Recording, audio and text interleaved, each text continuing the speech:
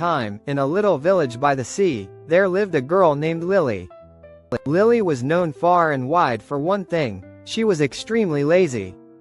While the other children helped their parents with chores, Lily would be found lounging in the sun or lying on the soft grass, staring at the clouds as they drifted by. Her mother often called to her, "Lily, dear, can you please bring in the laundry or help set the table for dinner?" But Lily would only groan and roll over.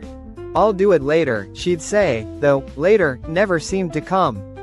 The village was a busy place, with tasks to be done: baking bread, feeding animals, sweeping the streets, but Lily didn't mind any of it.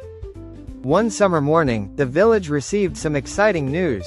The king's messenger arrived, bringing word that there would be a grand festival in the village, with games, music, and a feast that would last all night.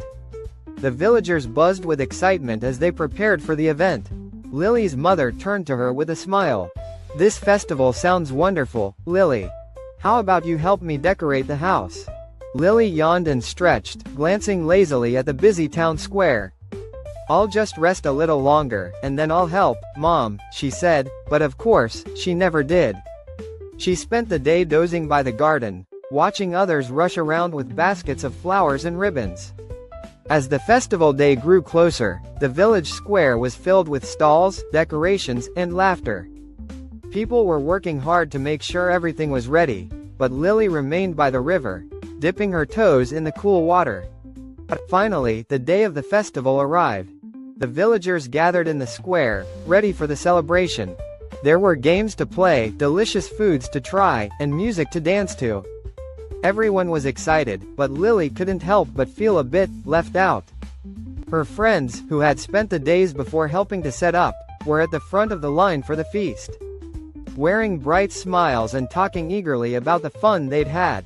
Lily wandered through the crowd, feeling a strange emptiness inside.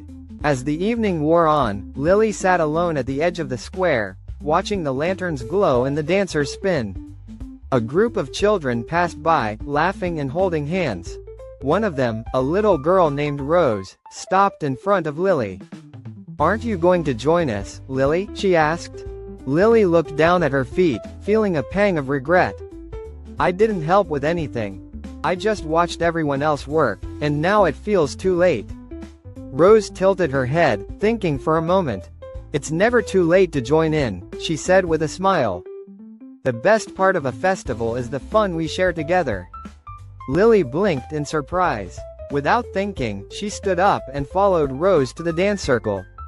She joined her friends and, for the first time, felt what it was like to be part of something bigger than herself. As the night went on, Lily danced and laughed, enjoying the music and the company of the people around her. She didn't mind that she hadn't helped decorate or set up. She had learned something more important, that sometimes, it wasn't the work that mattered most, but the joy of sharing time with others. From that day on, Lily wasn't as lazy as